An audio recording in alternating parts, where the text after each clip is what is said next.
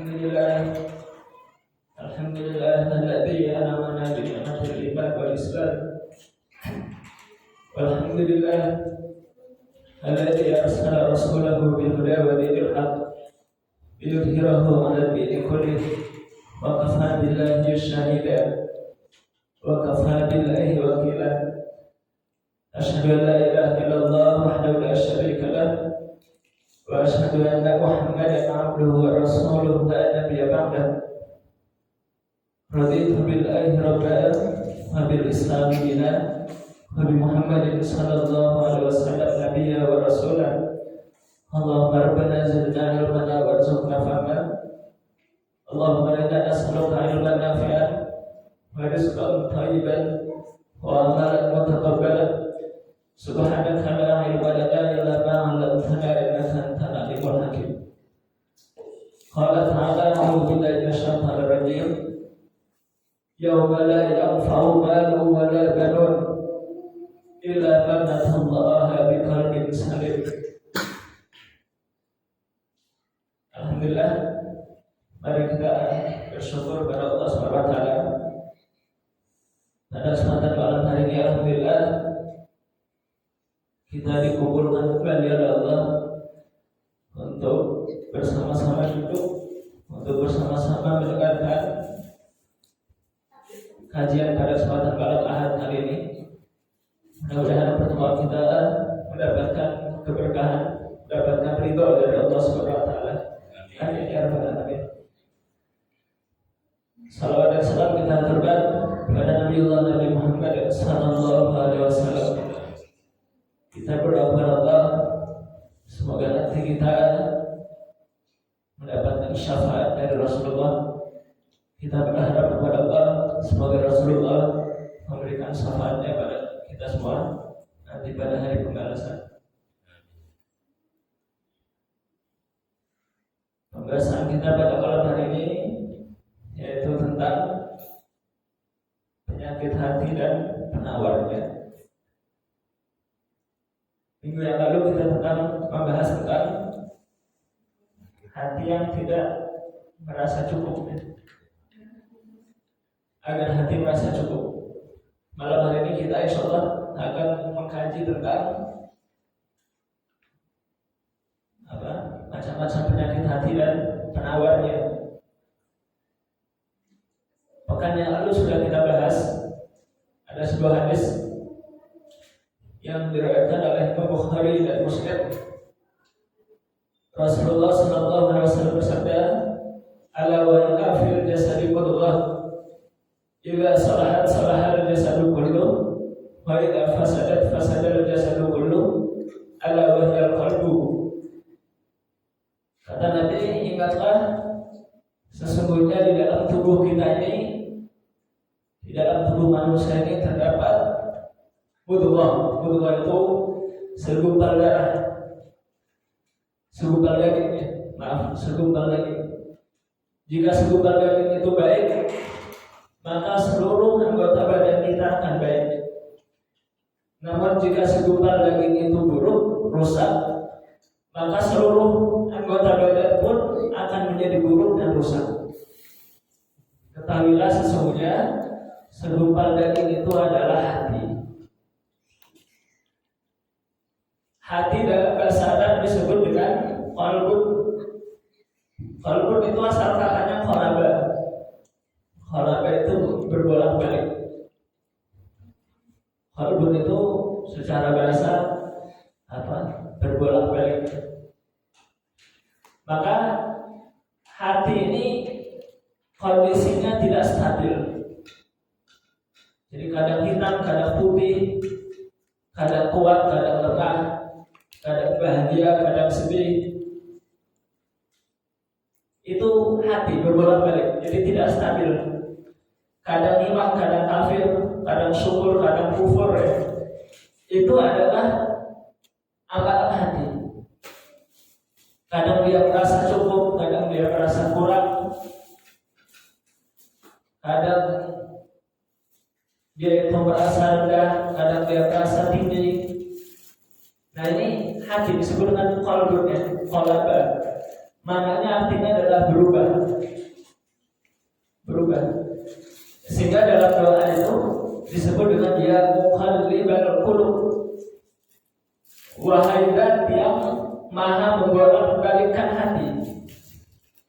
Jadi yang membolak-balikkan hati itu Allah Subhanahu wa Ta'ala. Sehingga Allah itu disebut dengan Rabbun. Rabbun itu pengatur. Jadi hati kita itu yang mengatur Allah Subhanahu wa Ta'ala. Kadang dia bahagia, kadang dia sedih, kadang dia cinta, kadang dia benci, kadang dia marah, kadang dia sabar. Nah, itu yang mengatur Allah Subhanahu wa Ta'ala.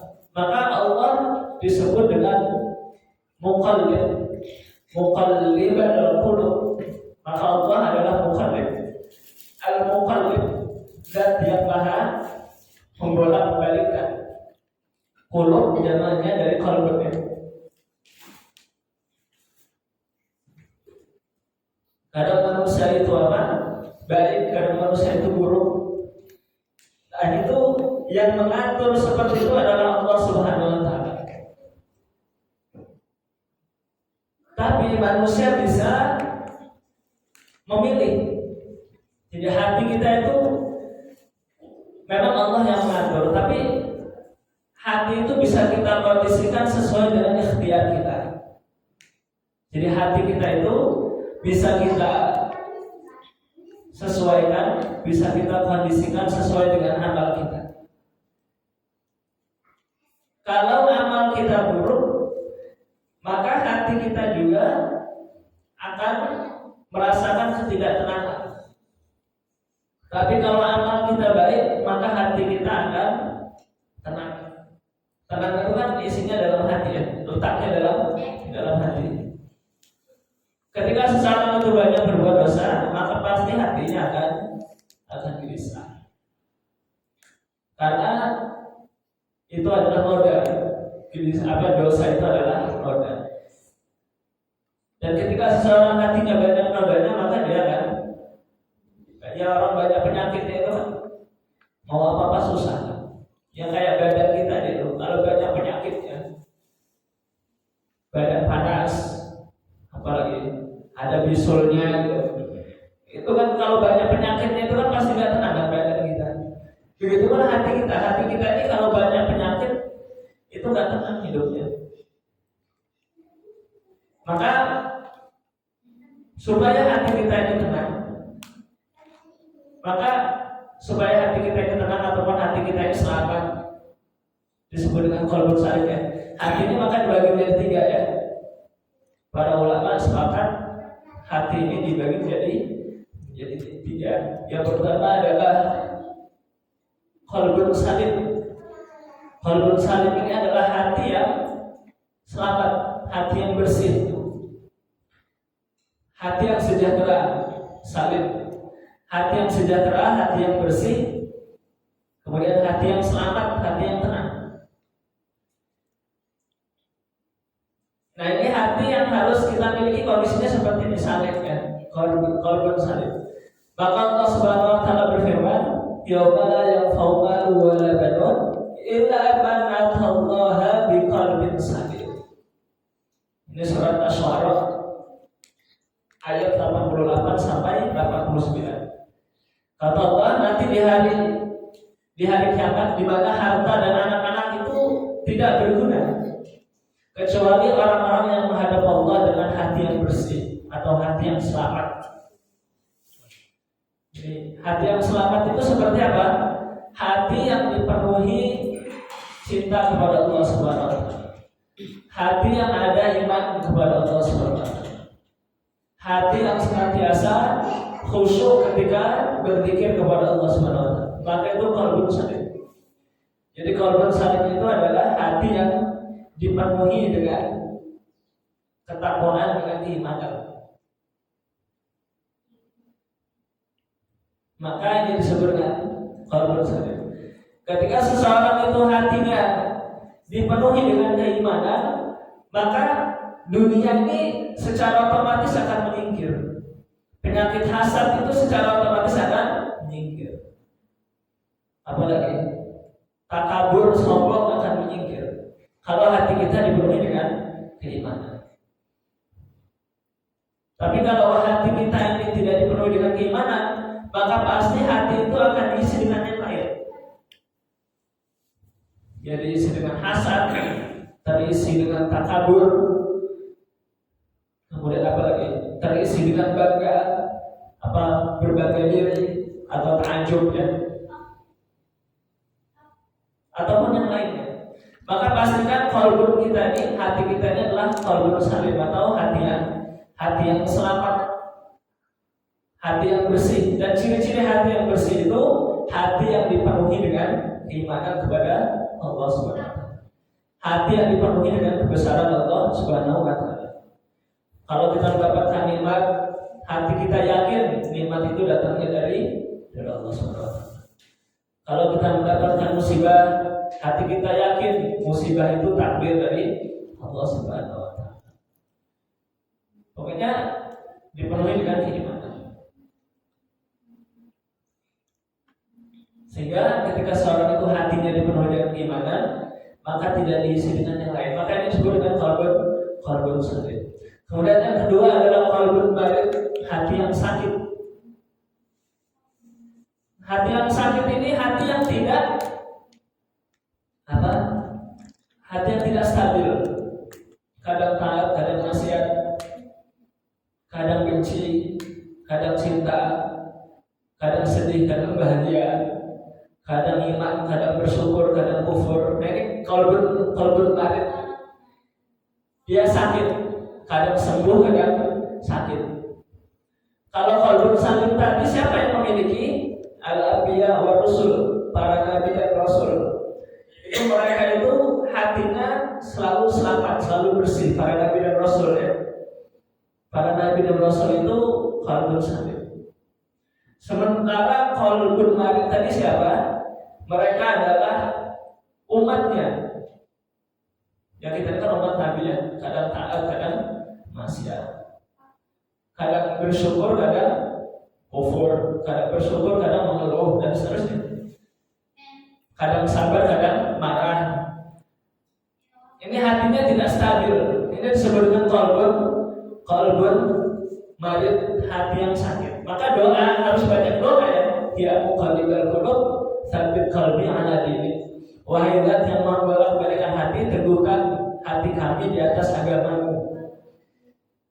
Jadi hati yang dipenuhi dengan cinta kepada Allah, hati yang dipenuhi dengan keimanan, itu adalah hati yang qalbun salim tadi, itu dimiliki oleh para nabi dan rasul. Sementara qalbun marid ini yang kita ini.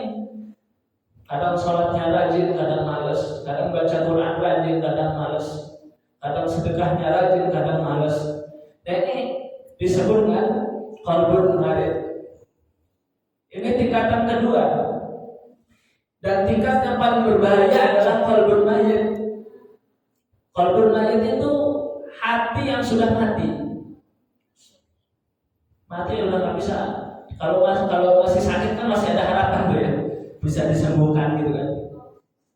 Tapi kalau udah mati ini udah susah, nggak bisa diobati kematian gitu. Hati yang mati. Hati yang mati ini hatinya siapa? Orang-orang kafir. Orang-orang kafir. Maka orang-orang kafir ini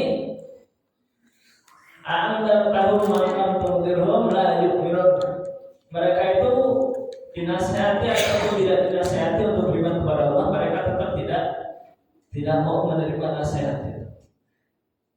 Sudah didakwahi, sudah diajak, tetap tidak mau beriman kepada Allah. Namanya orang kafir. Kenapa? Khatamallahu ala qulubihim. Karena Allah SWT sudah menutup, sudah mematikan hati mereka. Ini orang-orang kafir.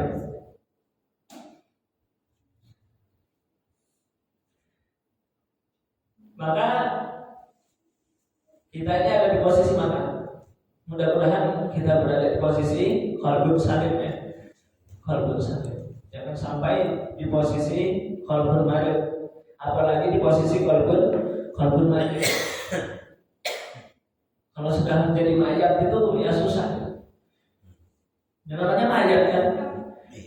Mau diapa-apain juga kayak gitu. Suruh mendengar, dinasihati nggak bisa mendengar, suruh baca dan nggak bisa melihat. Maka orang yang hatinya mati akan jauh dari hidayah Allah Subhanahu wa taala. Karena karena hatinya tertutup.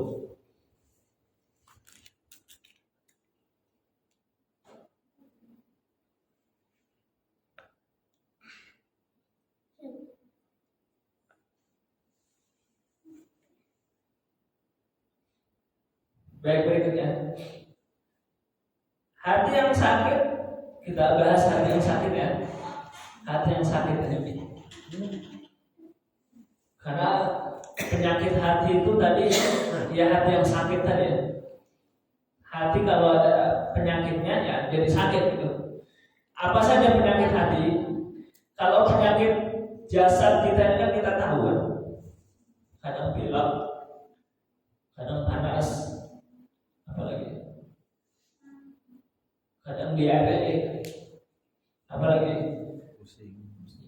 kadang pusing, apalagi apa? Kadang masuk angin. Itu fisik gitu, pengetahuan. Ya kita tahu kan obatnya ini.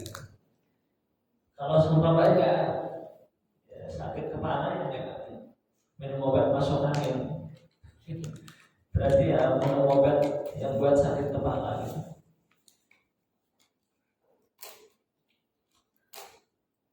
Baik, yang pertama adalah penyakit hati itu ada riya ataupun pamer. Riya itu asal katanya ro'aya atau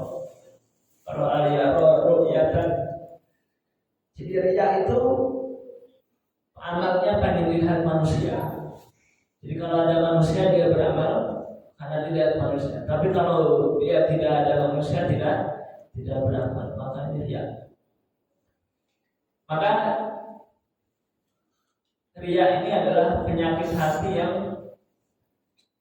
yang bahaya. Bahkan riya ini termasuk syirik kecil. Karena seseorang itu beramal bukan karena Allah, tapi beramal karena manusia. Jadi seseorang itu beramalnya karena manusia, bukan karena Allah Subhanahu wa taala. Ini yang harus kita bersihkan. Ini kadang kita kayak gini ya. Ini masih seperti ini kan. Ini kadang kalau banyak manusia rajin, tapi kalau tidak ada manusia kadang malas. Itu memang sifat manusia. Sifat manusia itu memang seperti itu. Maka salah satu cara agar kita itu rajin itu memang seharusnya berjamaah. Alaikum bil jamaah. Tapi ketika kita berjamaah itu jangan kita itu karena manusia. Memang berjamaah itu penting karena dengan berjamaah itu kita jadi semangat.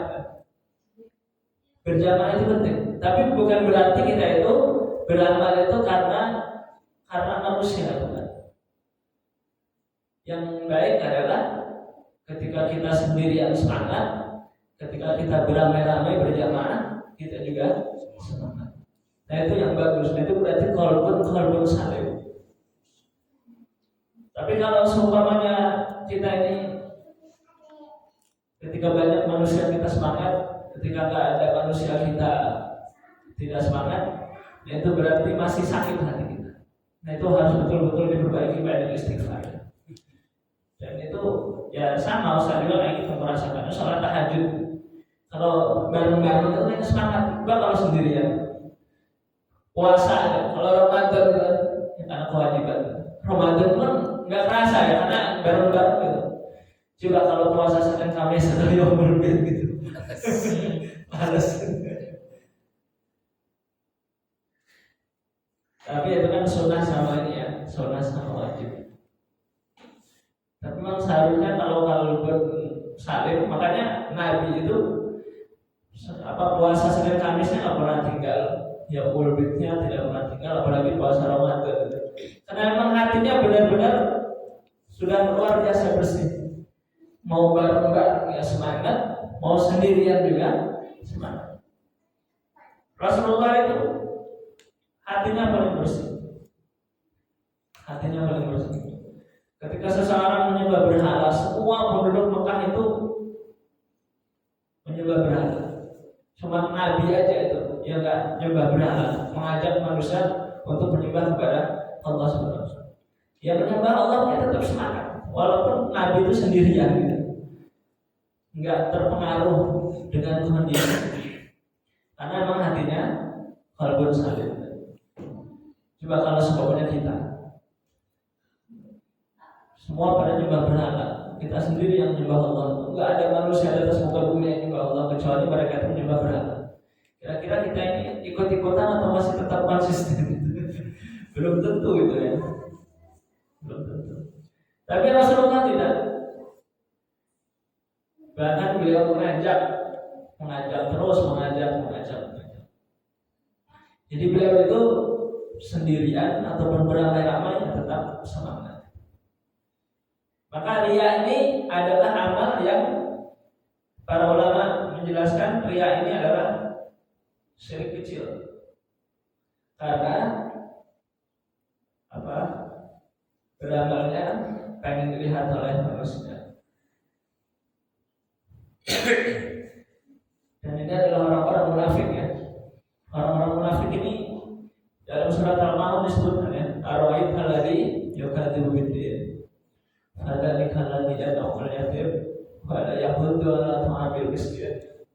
Fawailul lil musallin alladzina hum an salatihim sahun alladzina hum yura'un. Yura'un itu asal katanya ya riya ikrar. Mereka itu alladzina hum an salatihim sahun alladzina hum yura'un. Mereka itu salatnya pengen dilihat orang-orang munafik. Jadi salatnya bukan karena Allah Subhanahu wa taala. Dan ini sangat berbahaya. Maka orang yang riya ini mereka sebenarnya menipu Allah. Innal munafiqina yukhadi'una Allah wa huwa khadi'uhum wa idza qamu ila sholati qamu kusala yura'una an-nas wa la yadhkuruna Allah illa qalila. Jadi orang-orang munafik ini menipu Allah Subhanahu wa taala, seakan-akan Allah itu tidak melihat. Padahal Allah adalah zat yang maha melihat. Maka kata Allah, sesungguhnya mereka itu tidak menipu Allah, wa huwa khadi'uhum, padahal mereka itu adalah menipu diri sendiri. Ciri-cirinya wa idza qamu ila sholati qamu kusala. Salatnya malas. Yura'una nas, kalau salat pengen dilihat oleh manusia. Wala yadhkuruna Allah illa qalila. Dan mereka itu tidak mengingat Allah kecuali sedikit. Jadi sedikit sekali mereka itu mengingat Allah Subhanahu wa taala. Nah ini orang-orang munafik. Jadi riya ya harus kita hilangkan. Maka untuk menghilangkan penyakit riya itu adalah dengan cara ihsan. Ihsan itu apa? Anta budallaha ka'annaka tarahu fa in lam takun tarahu fa innahu yaraka. Ini obatnya ya. Jadi obatnya riya itu adalah ihsan. Anta budallaha ka'annaka tarahu. Hendaklah kamu menyembah Allah Subhanahu wa taala seakan-akan engkau itu melihat Allah Subhanahu wa taala. Fa in lam takun tarahu, maka jika kamu tidak bisa melihat Allah, fa innahu yaraka, maka ketahuilah sesungguhnya Allah itu melihatmu. Jadi kita ini supaya tidak riya, ibadah itu supaya tidak riya, maka caranya kita harus beriman, harus yakin bahwasanya Allah itu maha melihat, maha mengawasi kita. Di mana saja, kapan saja, dalam kondisi apa saja Allah pasti melihat kita. Dalam kondisi ramai-ramai Allah melihat, dalam kondisi sepi Allah melihat. Dalam kondisi terang Allah melihat, dalam kondisi gelap Allah melihat. Bahkan Allah Subhanahu wa taala mengetahui apa yang ada di dalam hati kita. Maka inilah yang disebut dengan alimul ghaibi wasyahadah. Allah Maha mengetahui yang nampak ataupun yang tidak nampak, yang gaib ataupun yang nampak.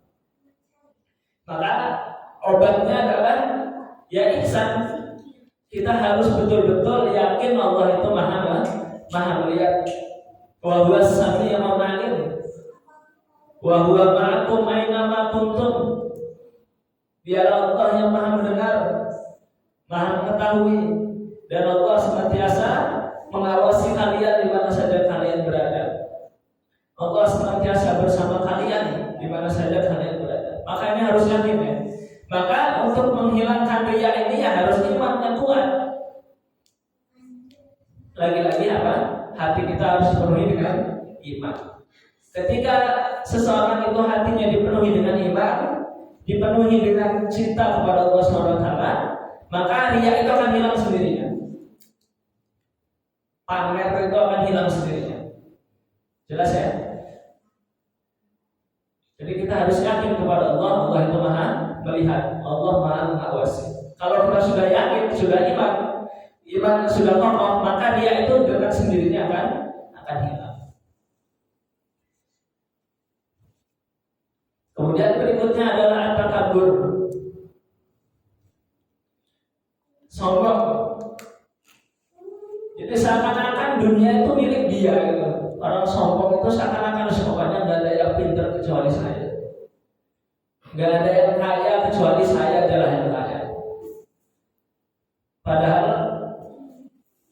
setiap, jadi kita ini jangan merasa kaya sendirian. Orang itu kan kayaknya ada kaya, seakan-akan dia itu kayanya sendirian gitu, nggak ada orang lain lagi yang kaya. Padahal ada banyak yang lebih kaya dari dia. Punya mobil sombong, seakan-akan yang punya mobil cuma dia dong. Terus apa lagi? Pintar gitu, pintar, sombong betul. Seakan-akan yang pintar di dunia ini cuma dia aja. Padahal yang pintar banyak gitu. Apa sombong? Maka Allah SWT berfirman untuk orang-orang yang sombong ini. Banyak orang-orang sombong ya, seperti Qarun, seperti Fir'aun. Ujung-ujungnya set ending, nggak ada yang happy ending. Orang-orang sombong itu ujung-ujungnya nggak ada yang akhir hidupnya bahagia, nggak ada gitu. Ujung-ujungnya ditenggelamkan gitu kan, ditenggelamkan di laut merah, ditelan bumi gitu. Ya seperti Abu Lahab, Abu Jahal kayak gitu. Ujung-ujungnya ya akhir hayatnya itu buruk gitu. Maka ya nggak perlu sombong. Apa yang diuntungkan sombong itu nggak ada manfaatnya sama sekali. Karena memang sombong ini adalah bukan pakaiannya manusia. Kalau Allah sombong ya wajar ya. Allah itu ada sifat al-mutakabbir. Al-mutakabbir ya. Al-mutakabbir itu adalah zat yang maha menyombongkan diri. Ya Allah wajar, Allah menciptakan, Allah mengatur, Allah memiliki, Allah merajai, wajar kan? Allah maha kekal, Allah tidak akan mati, Allah tidak akan pernah sirna, Allah tidak akan pernah hilang. Wajar Allah maha sombong. Sementara kita yang disombongin apa? Sombong dengan harta. Belum aja mati, kadang hartanya sudah hilang kan, sudah bangkrut. Apalagi kalau dia mati, udah semuanya hilang. Apa yang disombong? Kalau Allah sombong wajar karena Allah tidak pernah mati. Maka kata Allah SWT dalam surat Al-A'raf ya, Allah berfirman, "Fantaqamna minhum fa'aghraqnahum fil yam bi'annahum kadzdzabu bi ayatina wa kanu 'anha ghafilin."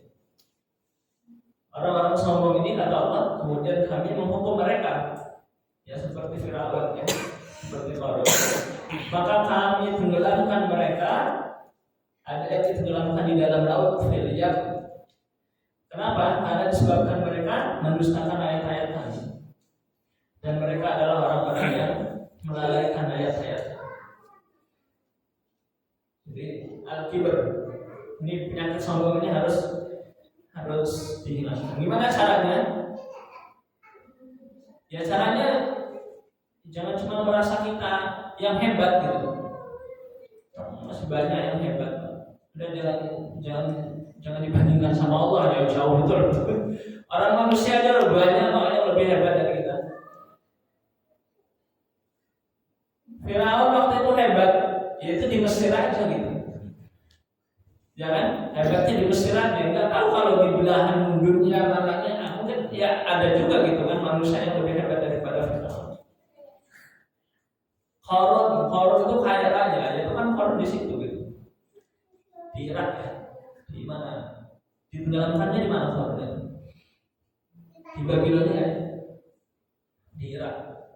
Ya bukan cuma di Irak aja orang kaya itu. Banyak orang-orang kaya bertebaran di atas muka bumi. Apa kita sombong? Apalagi kita sombong kepada Allah Subhanahu wa Ta'ala. Maka orang sombong ini sesungguhnya sombong itu adalah batrul haq wa nas. Dia ini adalah orang sombong itu adalah orang yang menolak kebenaran. Wa nas dan meremehkan manusia. Jadi orang itu kalau sudah menolak kebenaran itu pasti sombong. Dinasihati nggak mau, diajak beriman nggak mau, pokoknya nggak mau, diajak kebaikan itu dia nggak mau. Berarti dia adalah orang yang wal ternas kemudian meremehkan manusia. Oh saya ini kaya, dia emang apa miskin? Saya ini pintar, dia apa? Bodoh. Saya ini punya jabatan tinggi, dia apa? Rakyat biasa. Saya ini anak konglomerat, dia apa? Anak orang biasa. Itu sombong, meremehkan manusia ya. Jadi orang itu kalau sudah meremehkan manusia, maka hatinya sakit. Maka bagaimana caranya menghilangkan kesombongan ini? Ya salah satunya adalah tadi, kita harus yakin di atas kita itu, di atas langit masih ada langit. Jadi jangan sombong.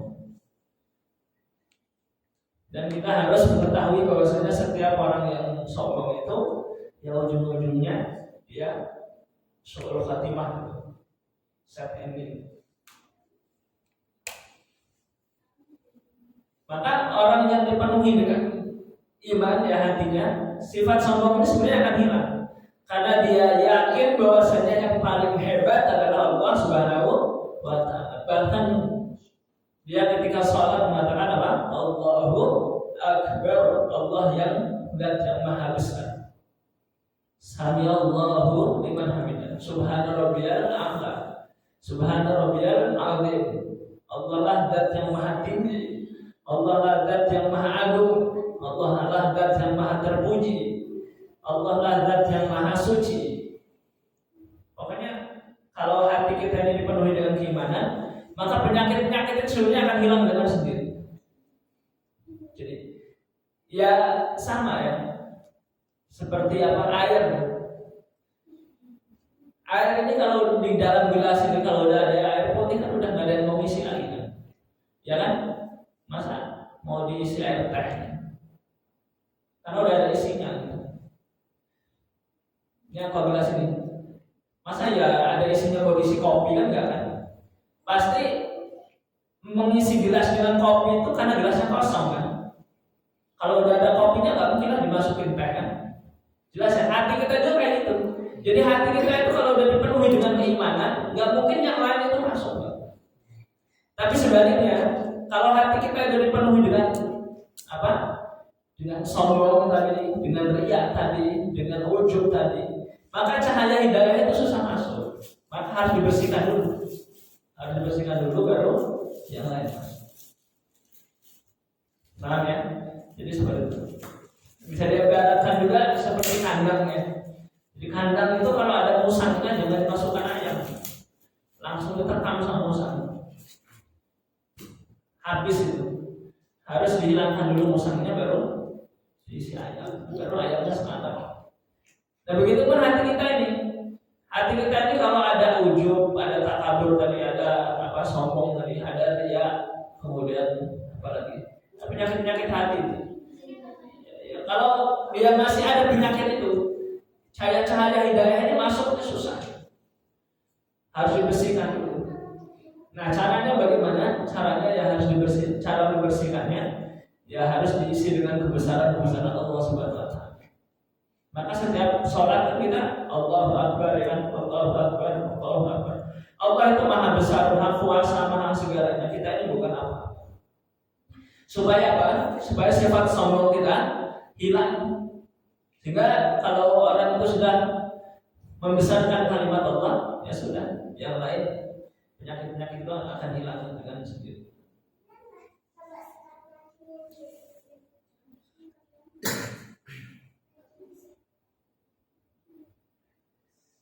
Kemudian ada ta'ajub ya.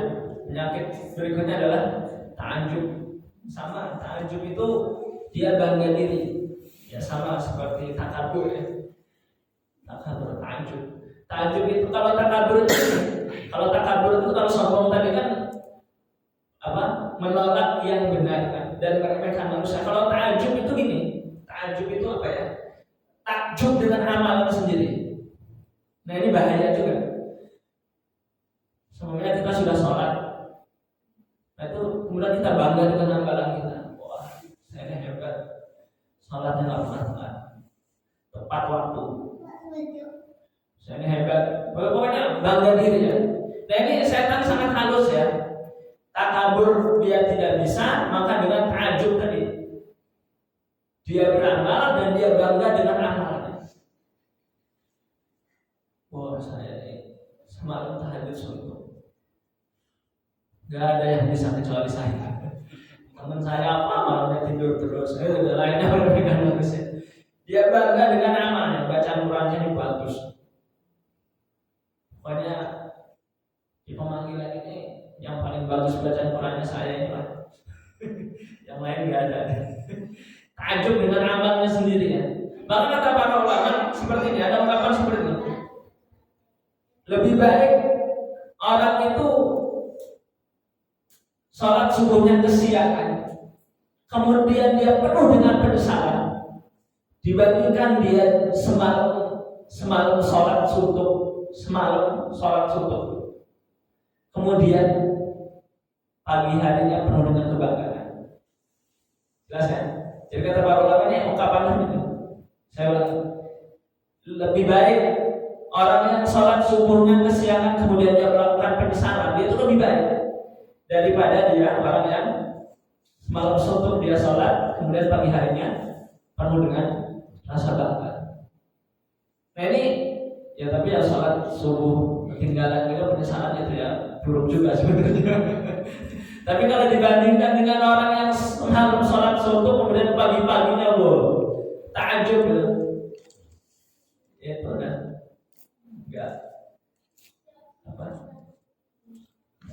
udah buruk gitu ya. Maka ta'ajub ini adalah penyakit hati yang harus dihilangkan. Lalu bagaimana cara ininya? Cara menghilangkannya bagaimana? Maka seseorang itu harus banyak mengingat dosa-dosanya daripada mengingat kebaikan-kebaikan. Jadi kebaikan-kebaikan kita ini udah jangan diingat-ingat. Bisa nggak kira-kira? Habis sholat gitu, udah nggak usah diingat-ingat kalau sholat. Habis sedekah 100 juta udah nggak usah diingat-ingat. Ingat-ingat nanti besar waduh apa ya? Saya mau sedekah 100 juta. Kalau buat modal ini udah besar dosa saya. Akhirnya nggak jelas. Kita harus banyak mengingat dosa. Supaya apa? Supaya tidak ta'ajub tadi. Harus banyak mengingat dosa. Ini cara mengobati hati dari ta'ajub. Jelas ya sebenarnya. Jadi kalau riya obatnya adalah apa tadi? Ihsan. Ya. Kalau takabur ya obatnya kita yakin bahwasanya Allah adalah Zat yang Maha Besar dan ada makhluk yang lebih dari kita. Kemudian kalau apa tadi ta'ajub, obatnya adalah mengingat keburukan kita, jangan mengingat kebaikan-kebaikan kita. Karena kalau kebaikan-kebaikan kita ingat, nah itu akhirnya timbul ta'ajub tadi. Oh, kayaknya udah banyak, saya kayaknya udah siap mati. Pahala saya ini udah banyak, udah haji, udah sedekah, udah bangun masjid. Itu diingat-ingat. Akhirnya dia ta'ajub, wah hebat saya. Kayaknya saya udah pas mati. Akhirnya doa, ya Allah cabut aja nyawa saya. Amal soleh saya udah cukup ya Allah. Pede betul dia. Padahal amal itu belum tentu diterima oleh Allah Subhanahu wa Ta'ala. Ta'ajub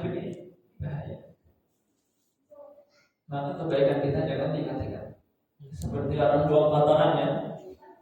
Jadi kebaikan kita itu anggapannya seperti buang kotoran, nggak diingat-ingat, kemudian nggak disesali gitu.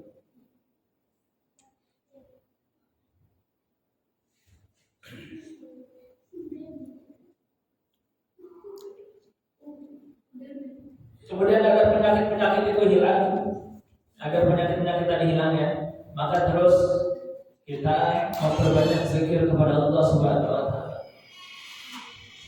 Mengagungkan kebesaran Allah. Maka kata Allah, ala bidzikrillah tatmainnul qulub.